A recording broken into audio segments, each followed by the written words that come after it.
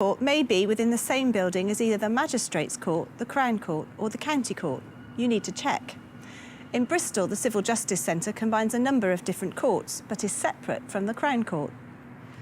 Check the address on the court order, because some courts use more than one location, and so the venue can change from one hearing to the next. If you come by taxi, the driver will need to know which court you're heading to. If you aren't specific, they may drop you at the wrong one. The Justice website, that's www.justice.gov.uk, has a court finder on the homepage. You can find a map of the court using this tool and find out if the court has parking. You can also check what disabled facilities the court has, like ramps and hearing loops. Not all courts have dedicated parking, and some are difficult to get to using public transport, so do make a plan before the morning of the hearing. Leave plenty of time to allow for traffic, delayed buses or trains, or just for getting lost. Better to arrive early and calm than late and hot and bothered. I always work out which train I need to catch to arrive on time, and then I catch the one before that. It means I usually get to stroll to court rather than arrive in a fluster, so I'm in a better frame of mind to start the hearing. If you're driving, bring plenty of change with you, enough to park all day just in case. If the court is in an unfamiliar part of town, you can always visit the court before the court hearing. It's open to the public, so you can familiarise yourself with the building in advance and may even be able to sit in on certain types of court hearings. Although you should check with court staff before going into a hearing room, as family cases are usually in private. It's a good idea to arrive at court at least half an hour before the hearing is due to start. In fact, the court order will probably tell you to do this anyway. This is so that you can make sure you're ready and discuss things with the other person involved in the case or their lawyer, and sometimes to give you a chance to speak to the CAFCAS officer. I talk a bit more about CAFCAS in the next video, but you can find out about them on their website, which is www.cafcas.gov.uk.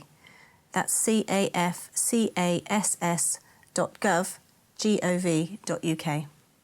You'll need to go through security to get into court.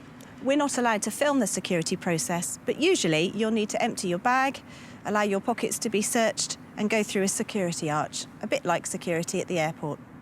Some courts will confiscate anything sharp or that they think might be capable of being used as a weapon.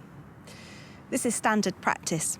It's a good idea to put your coins in a purse and your bits and bobs in a bag so that you don't have to spend ages getting through security. I find that there are a few really useful items to have in my bag when I come to court. I always have several spare pens, a highlighter and some post-it notes, a bottle of water, a packet of tissues, my phone and some change. If you get flaky mid-morning, like I do, then you may want to bring a snack or a banana with you. Remember to bring your court papers, and if there isn't a bundle with an index, try and put them in some kind of sensible order in a file so you can find the right document when you need it. Once you're inside the building, you need to find a court list or a member of court staff to point you in the right direction. There may be different waiting areas for different types of cases. The court lists for family cases often don't show the names of the parties, so make sure you bring your case number with you, so you can find out which courtroom your case is being heard in.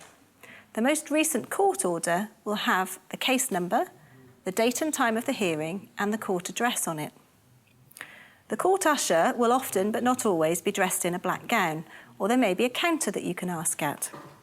If you're unsure, find somebody wearing a suit, as they're probably a lawyer and can point you in the right direction. If you're planning to show documents to the judge that other people in the case haven't seen, you should bring copies for the judge and the other people involved in the case and hand them in to the court usher when you arrive. Everybody is entitled to see everything that the judge sees. Once you've signed in, you'll be asked to wait until your case is called. You may find that your case takes a while to be called because several cases will be listed at the same time slot. In some courts, you'll be able to use a private room, but if it's busy, you may have to wait in the main waiting area. If you're intimidated by the other person involved in the case, ask the court staff. They may be able to find somewhere more private for you to wait. Whilst waiting, you may be approached by a lawyer representing the other person in the case. Don't be concerned about this. The judge will expect you to have a chat with them to see if you can agree on any areas and to identify what the likely areas of dispute are. You don't have to agree anything with them if you don't feel comfortable, but by having a chat with the lawyer for the other person and listening to what they have to say, You will probably have a better understanding of what they're going to ask the judge to do when you do go into court, and you'll have a few minutes to think it through before the hearing starts, rather than being surprised when you go in. I'll talk a bit more about why this can be helpful in the next video. The court order might say that your case is listed for a particular type of hearing and might give you a time estimate. Cases often overrun though, so do make sure that you make arrangements for childcare and parking and time off work on the basis that you might be stuck at court for the whole day, even if the time estimate on the court order is much less. That way you won't be worrying about parking tickets and school runs and can just focus on the hearing. If you have special dietary requirements, bring a snack with you.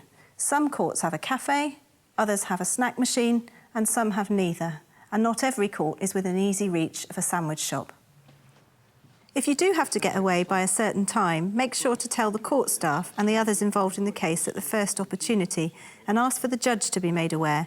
They may be able to try and prioritise your case. Don't bring the kids to court with you unless the court has asked you to do so. You will almost certainly not be able to bring them into court unless it's a very small baby and there's no alternative. Family cases aren't open to the public, and although the press are allowed into the hearing, they rarely come and can be excluded if appropriate. If you've brought a friend with you to court, they may be able to come into the hearing and sit quietly and support you, but not speak on your behalf. Someone who does this is called a Mackenzie friend. You should tell the usher when you arrive that you have a friend that you'd like to bring into court with you, and you may have to ask the judge to approve this before the hearing begins. As long as your friend is sensible and doesn't disrupt the hearing, they will usually be allowed in. You must be sure that your friend understands that all the court documents and everything that's said in court are confidential and mustn't be passed on to anyone else. Some judges will ask your friend to provide a short CV or fill in a simple application form. It follows that if your ex wants to have a Mackenzie friend with them in court, they will probably be allowed as well, unless there's a good reason. If you object, you must say so. Tell the usher before you go into court or tell the judge at the start of the hearing. It's generally better not to bring your new partner or someone who's taken sides in the split with you to act as your Mackenzie friend. It will make the atmosphere more difficult and they may not be permitted to come into court, which would leave you on your own. This is an argument that's really best to avoid. Some courts have local organisations that provide support, advice or representation for free. The court staff or your local Citizens Advice Bureau may be able to give you more information about services or schemes in your court or area.